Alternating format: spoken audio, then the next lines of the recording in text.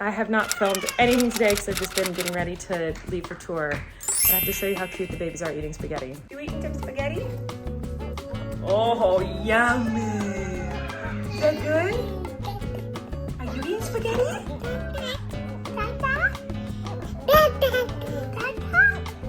You got some spaghetti? Oh, yummy. Yeah, is that funny?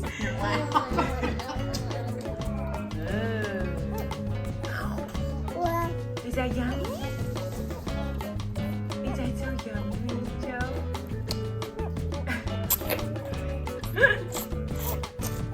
What about you, Wes? Is it good? Oh, yum.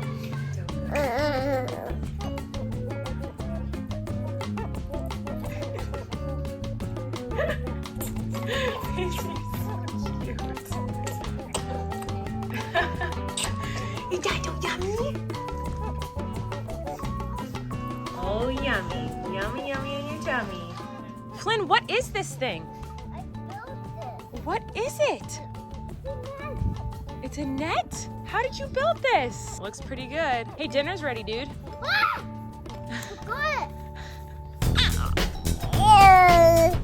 What are you doing? You're winking? Looks pretty good. Hi. What you doing, Westy Kory? Oh, she's dancing now. You dancing?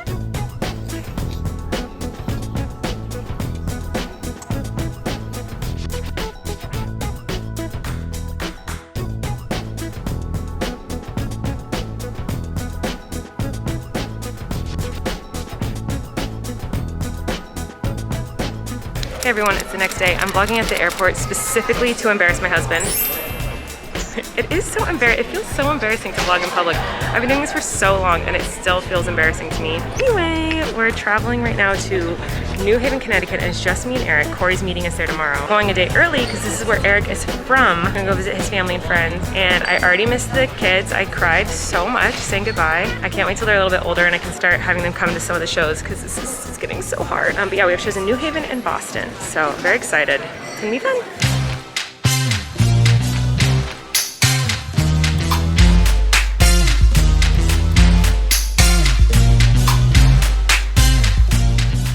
Okay, we made it to Denver, Colorado. I had a layover.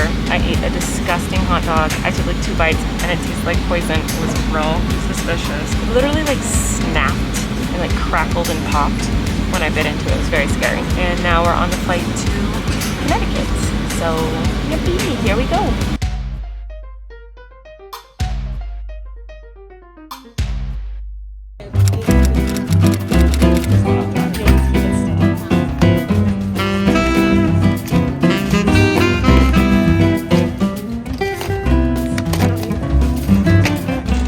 Guys, it's the next day and I didn't film anything else last night because it was very late when we got into town, and there's a bunch of new props that I need for my show, so I did a quick Target run so that I can make a bunch of dumb props at Eric's parents' house. Connecticut Target run. Connecticut Target run. Look how beautiful of a day it is today. My goodness.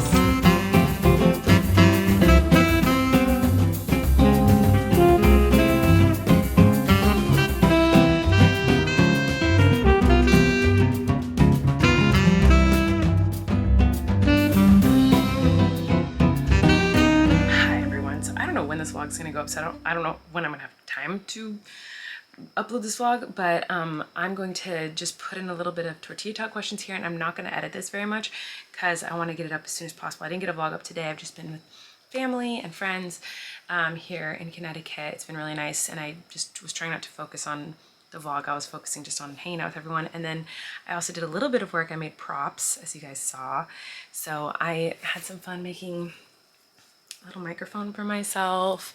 We've got some pigtails that kind of worked, kind of didn't. You know, I had to make do with what I had. There was a few things I added to the show on the plane right here, and I was like, I have to make some props. So we went to Target and I thought they'd have everything I needed, and they didn't, so I had to make things out of stuff I found. Anyway, who cares? So I wanted to read some comments and talk about them. First of all, a bunch of people came for me.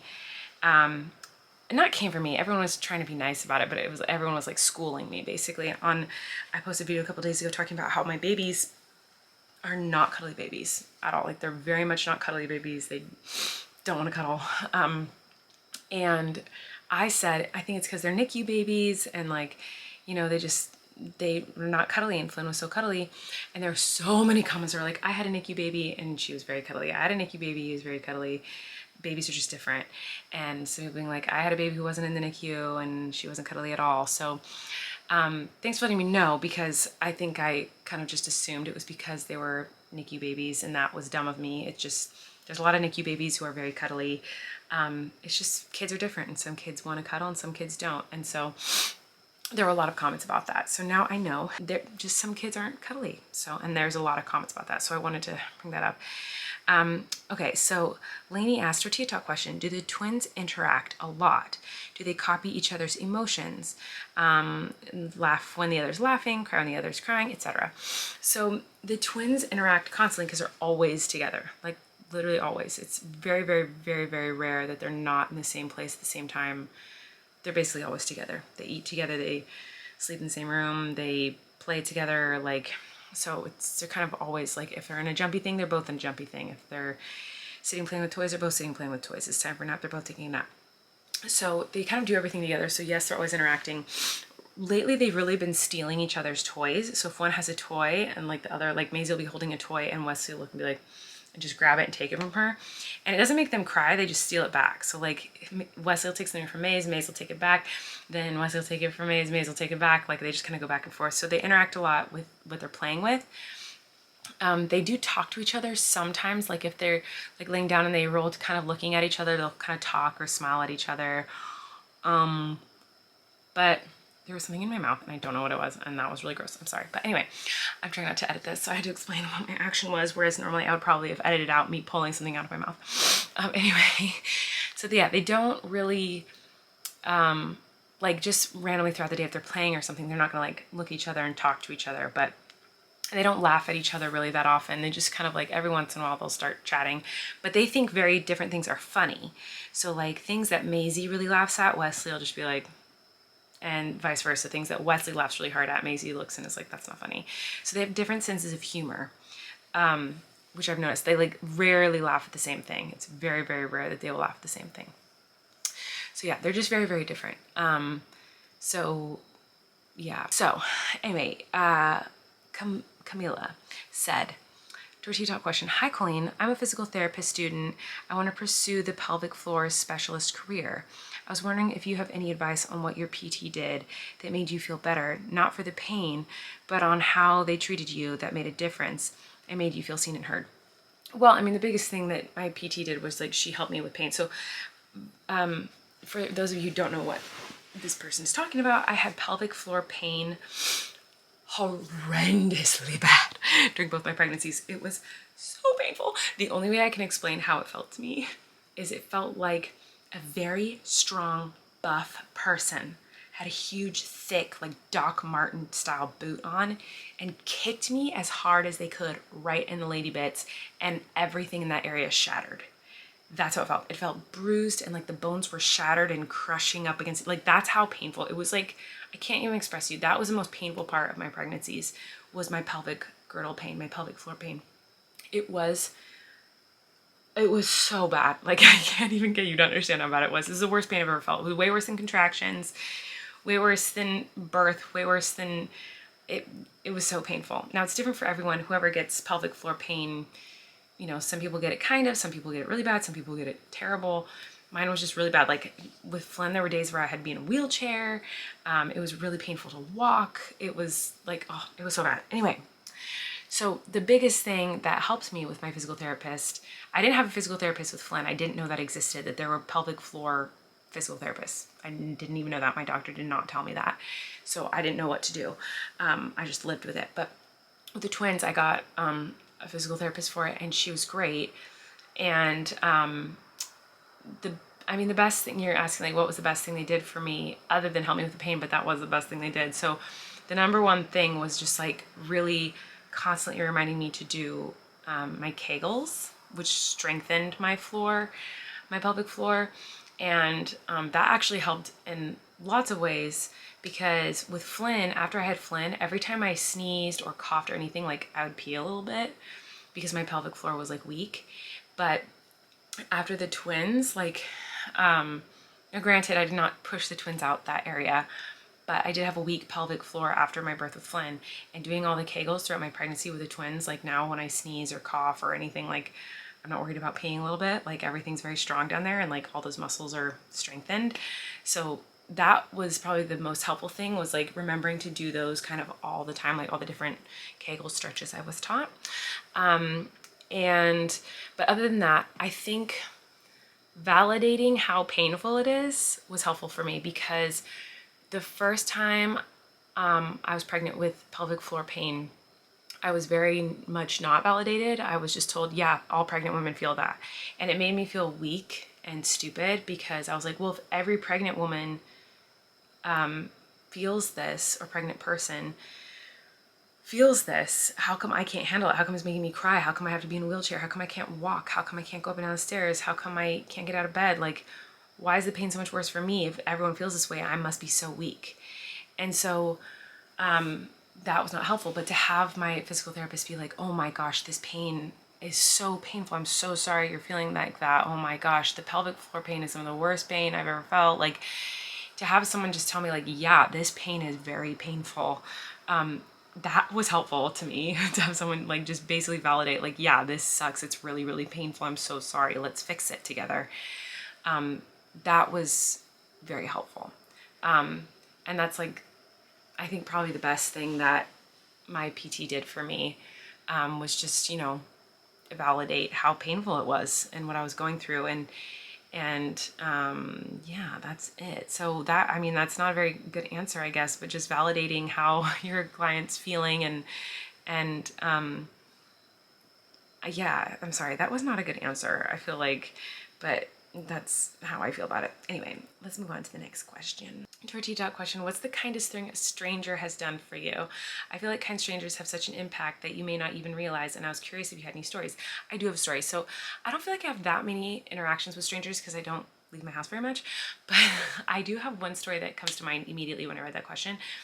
So and I've told this story online before, so I'm sorry if you've already heard it, but I was on a plane. I was pregnant with Flynn. It's a pregnancy story, sorry. And when I was pregnant with Flynn, I fainted a lot. I was fainting all the time. And when I would faint, it was like this crazy thing. I would have to lay down on the ground. I get really shaky, and I'd lay down and I'd pass out, and I oftentimes would vomit as I was fainting. So anyway, I was on an airplane flying home from Seattle, and I was pregnant, and I had just done a show, and we got on the plane and I could feel a fainting spell coming on. And it didn't happen for any reason. I was literally sitting on the plane for like 20 minutes as people boarded, like nothing was going on, and I just started to faint. And I was like, oh no. So I was trying to hold it together. I was like, I can do this. I can get through this. So the plane is like about to take off. We start moving. The plane's boarded. They close the doors. We're starting to go. And then we get to the runway and we're about to fly into the universe. And my body goes, let's faint. And so I literally am like, oh no, I'm fainting. And I know the faint is going to be a really bad one unless I lay down. I knew I need to get my feet up. And I kind of blacked out at this point. I don't really remember. But I literally had a dumb moment of like complete stupidity, and my brain was not working because I was fainting. So I was like, and Eric said he was trying to rub me and be like, hey, are you okay? And I was going, and I was just like moaning and like rocking around like this. I took off my seatbelt, laid on the floor of the airplane, which obviously caused panic. And yeah, I laid down on the floor and I started vomiting. And I don't remember any of this. And then the flight attendants, everyone I guess was like freaking out because there was a woman just like randomly laying on the floor barfing who was pregnant. So they stopped the plane and they all come check, and they're all, doctor, is there a doctor on board? And so all these people start running up to the front of the plane where I was, and like there's like 3 different people who are all doctors and like talking to me. I don't really remember much of this. And I just remember the only thing I can remember was I was very embarrassed, and I was just apologizing and saying like, I'm fine, I'm fine, I'm fine. This happens all the time. I'm just pregnant. Like, and me being pregnant with Flynn, my doctor told me everything that was happening to me was normal and fine. So I just thought this was like normal. I was like, I'm just pregnant. Obviously I just faint and barf like every 5 seconds. Like, this is normal. Don't you guys know this is how pregnant people are? But the doctor was like, this is crazy. So then the I was like, I'm fine now. I'm done barfing and vomiting and fainting. We can go. And they were like, no, sorry. You literally took off your seatbelt and laid on the floor and fainted and barfed. Like, we have to have a paramedic look at you. You're pregnant. Like, we're not going to be responsible for any liabilities. Like, you're a pregnant woman who's like falling apart. And I was so embarrassed and so upset because they had to stop the plane. Obviously they were about to take off. They had to get off the runway and go find a place to park the plane so that I could get off the plane, and we had to wait for paramedics to come, and it was just like a whole thing, and I was mortified. I promise I'm getting to the stranger part of the story. Because I knew now there's like hundreds of people on a flight, and like I've just ruined all their days. Like, I've just delayed all of them getting to their next destination. I've delayed this flight for the next people who are about to board this plane. Like, I have just ruined so many people's days. I was so embarrassed. I was so upset. I was begging them to please just take off, and they wouldn't. I was so upset. And so I was crying and crying, and I just was like, oh my God. And I sat up and I turned around to look at everyone behind me on the plane. And I was like, I'm so sorry. I'm so sorry. And I was just like apologizing to the plane. And there was this woman sitting behind me, and I will cry every time I tell the story. This woman was sitting behind me, and she goes, don't you apologize for anything. You keep that baby safe. And I just lost it. I'm literally gonna cry. That's how sweet, like, just the kindness of this one stranger, this woman, she just like impacted me so bad that it's years later and I'm still crying about this. I thought it was so sweet. I was so concerned I was ruining everyone's day, and she was like, you are not ruining. And Eric was like, she's really embarrassed. She feels like she's ruining everyone's day. She's like, you're not ruining anyone's day. I'm a grandma, and the grandmothers of that baby are so grateful that you're gonna see doctors and make sure that baby is okay. Don't you apologize for anything, you sweet girl. She was just like so freaking nice. And that's like the first thing that pops in my mind. So I thought that was a really good question. So I'm going to end on that, and I'm going to ask you guys to leave comments of your kindest stranger interaction, because I would love to read them. And I'm sure other people would like to read them too. So anyway, I'm going to go. I have a show tomorrow in New Haven, so I'm very excited about that, and I will see you guys very soon. Okay,